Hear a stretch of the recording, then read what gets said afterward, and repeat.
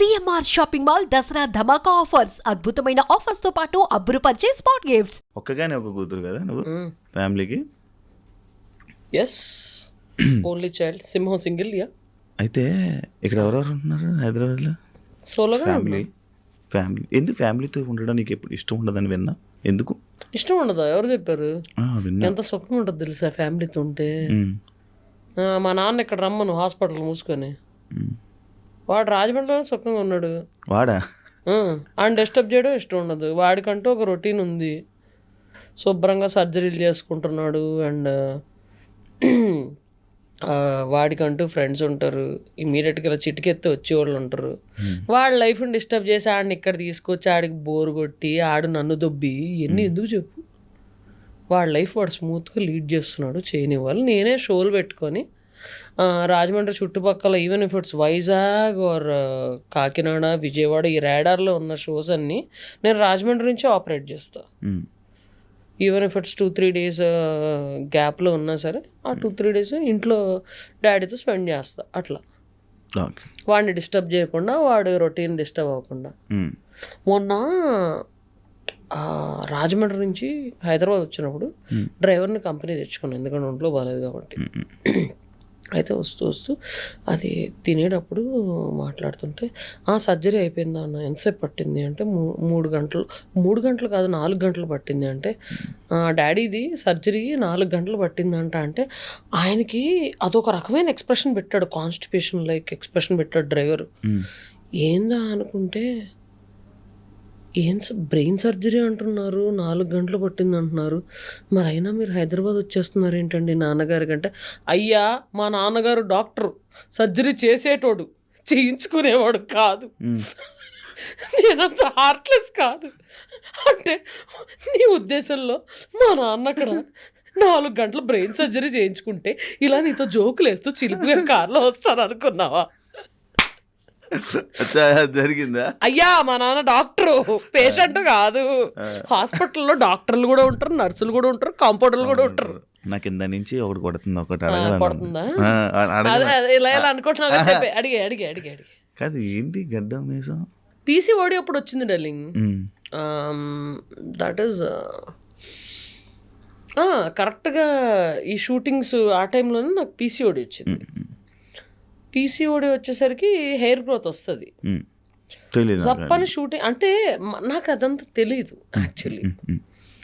Facial hair మామూలుగా చాలామంది ladies కూడా థ్రెడ్డింగ్లు చేయించుకుంటారు. వన్స్ ఇన్ 15 days అట్లాగే వెళ్ళి థ్రెడ్డింగ్స్ అది చేయించుకుంటారు మామూలుగా. అయితే చాలామంది లేడీస్కి ఒక 80% to 90% of the ladies have facial hair. కాకపోతే తిన్నుగా ఉంటుంది కొంతమందికి, కొంతమంది తిగ్గా ఉంటుంది. అది ఫేషియల్ హెయిర్, థ్రెడ్డింగ్లు ఇలాంటివన్నీ చేయించుకుంటారు. మనకి డైరెక్ట్గా షూటింగ్లు ఇలాంటివి ఉండడం వల్ల ఇలా కనిపిస్తుంది అనగానే సప్పని మన మేకప్ వీళ్ళ దగ్గర కానీ, హెయిర్ స్టైల్స్ కానీ రేజర్ ఉంటుంది, జుబ్బని ఇలా అనేసి వాళ్ళు. అసలు నా ఫస్ట్ స్టార్ట్ అయింది ఎప్పుడంటే MBA అవ్వగానే గుండు చేయించుకున్నాను. గుండు చేయించుకున్నప్పుడు మొత్తం బ్లేడ్ ఇలా వేసాడు, మొత్తం ఇలా వేసాడు బ్లేడ్. ఆ తర్వాత సైడ్ స్టార్ట్ అయింది. ఇంకా ఇక్కడ మామూలుగా అయితే ఇలా స్టార్ట్ అయింది. My mom also has facial hair, but she flux it and threading అది చేయించుకుంది. బాగా కనిపిస్తుంది, నాకు ఎక్కువ కనిపిస్తుంది. లేదు, తిరగట్లేదు ఉంది, గట్టిగా ఉంది. అంటే ఈ షూటింగ్ కంటిన్యూటీ ఎక్కడ దాకా ఉందో అక్కడ దాకా పెట్టుకున్నా. మళ్ళీ వెళ్ళగానే తీయించేసుకుంటాను ఇప్పటికి. అది ఇప్పుడు ఏదో రోల్ ఆన్ లాంటిది వచ్చింది, దాంతో తీసేస్తే అయిపోతుంది. మళ్ళీ బ్లేడ్ పెట్టానంటే నీ సైజ్ వస్తుందేమో అని భయం. చూడు మన ఎంత బాగుంది చూడు. అంటే మరి నేను కూడా ఇలాగ షేవింగ్ లైవ్ చేశాను అనుకో, మరీ హ్యాండ్సమ్గా ఉంటే కష్టం. హీరోకి లెక్క రోల్ అడిగితే మళ్ళీ నీకు ఇబ్బంది అవుతుంది. నాకు మాట్లాడుతుంటే ఇట్టి చట్టి అట్టించి ఇట్టి కనెక్ట్ అయిపోతున్నాను నేను. అది ఎప్పుడు వస్తున్నాయి, ఎప్పుడు రాబోతున్నాయి నీ మూవీ, ఇప్పుడు చేయబోతున్నవన్నీ? వచ్చేస్తాయి ఈ ఎండ్ ఆఫ్ ది ఇయర్ లోపల వచ్చేస్తాయి.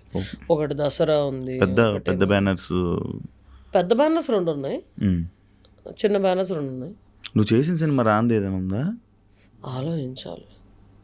ఏం గుర్తుండవా? నువ్వు లైఫ్లో నార్మల్ నువ్వు ఎలా ఉంటావు? ఏం ఇలాగే జరుగుతుంది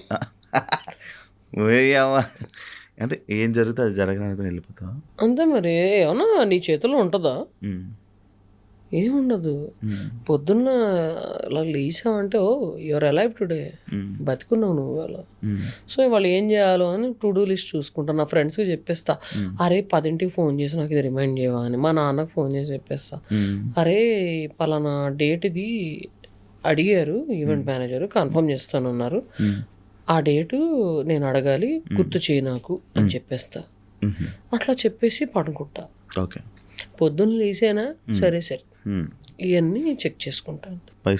పైసలు కాదురా, ఈ డేట్లు ఇవన్నీ చెక్ చేసుకుని ఆ రోజు ఏమన్నా ఇలా షూటింగ్లు ఇలాంటివి ఏమన్నా ఉంటే అవన్నీ ఫాలో అప్ చేసుకొని ఇది చేసుకుంటాం. అంతే తప్ప I have to do and దాని తర్వాత ఫ్యూచర్ ప్లానింగ్ ఉంటుంది. Okay home I mean next ఏదన్నా ఇది ఉందా, I have to go and SIT in meeting, లేకపోతే నరేషన్ ఏమైనా వినాలా అట్లాంటి. నువ్వు అమ్మాయి కదా, విని పూర్తిగా మాలేసుకుంటున్నావు, తప్పు కాదా? తప్పు ఎందుకు అవుతుంది? అంటే పార్వతీదేవి శివదీక్ష చేయలేదా? 45 ఫస్ట్ స్టార్ట్ చేసిందే పార్వతీదేవి శివదీక్ష చేసింది. అంటే ఇలాగా టాబ్లెట్స్, ప్రాబ్లమ్స్, ఇంజెక్షన్స్ ఇష్యూ అవదా? అంటే యూట్రస్తో నాకు పెద్ద పని లేదు. పెళ్లి చేసుకుని పిల్లలు కానీ వాళ్ళకి పని ఉంటుంది యూట్రస్తో, నాకెందుకు? పెద్ద స్టేట్మెంటే.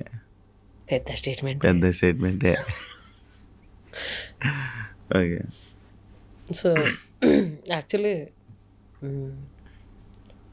సో ఐ మీన్ చెప్పు, ఏది చెప్పాలంటే చెప్తున్నా కదా ఇలాగ స్టెరాయిడ్స్ అవి తీసుకొని కంట్రోల్. పీసీఓడి వల్ల ఫస్ట్ ఆఫ్ ఆల్ 2-3 నెలలకు ఒకసారి వస్తుంది. అంటే నేను నీ దాంట్లోనే మీ అభిమానులే అన్నారు, ఎక్కువ స్టెరాయిడ్స్ తీసుకోక హెల్త్ ఇష్యూస్ ఎక్కువ అయ్యిందంటే నేను ఒక కామెంట్ చూసా. మీ అభిమానులు నీ గురించి అంత ఆలోచిస్తుంటే ఎందుకంత అవసరమా? ఏమైనా సైడ్ ఎఫెక్ట్స్ అవుతాయి వాటి వల్ల? యూట్రస్ తీసేస్తారు. అమ్మయ్యా అనుకుంటా. అమ్మయ్యా నెల ఎవడు పడతాడా పీరియడ్ పెయిన్ ఇవన్నీ.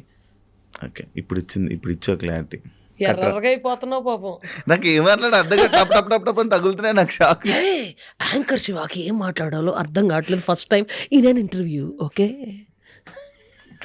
అరే నీ గురించి గట్టి క్వశ్చన్లు అడుగుతావు ఇంటర్వ్యూల్లో, రోస్టులు చేస్తావు, ఇదేదని విన్నాను. ఇంత బుద్ధిమంతుల్లాగా అలా బ్రష్ అవుతావు, బుగ్గలు ఎర్రగా అవుతావు. నీకు ఇంతకన్నా సోఫాలో కూర్చున్నప్పుడు ఏం చెప్పా? Why this change? నేను ఇప్పుడు ఇంటర్వ్యూ చేస్తున్నాను, చెప్పు. అంటే నువ్వు ఇలా, వేరే వాళ్ళు అలా, అంటే ఒకరు ఏ గెస్ట్తో ఎలా చేయాలో అలా చేసుకొని పోతా. అంటే వాళ్ళు చూస్తే రోస్ట్ చేయాలనిపిస్తుందా నీకు? సరదాగా. నన్ను చూస్తే రోస్ట్ చేయాలి? లేదు, నువ్వే తిరిగి నాకు ఏదో చేసావు. ఇది యాడ్లో వేసుకున్నామా? పాపం శివ రోస్టర్ ఇది అది అంటారు కదా వాళ్ళని. పాపం శివ అమాయకుడు అన్నట్టు బాగా ఇదవుతుంది. ఈ మధ్య మారిపోయింది. ఎవరన్నా తిట్టారా, ఎవరన్నా కొట్టారా? లేదు, నన్ను ఎవరు కొడతారు, నన్ను ఎవరు తిడతారు. మంది నాకు అనిపించింది. దెబ్బతిన్నావా? ఆల్రెడీ దెబ్బలేదు.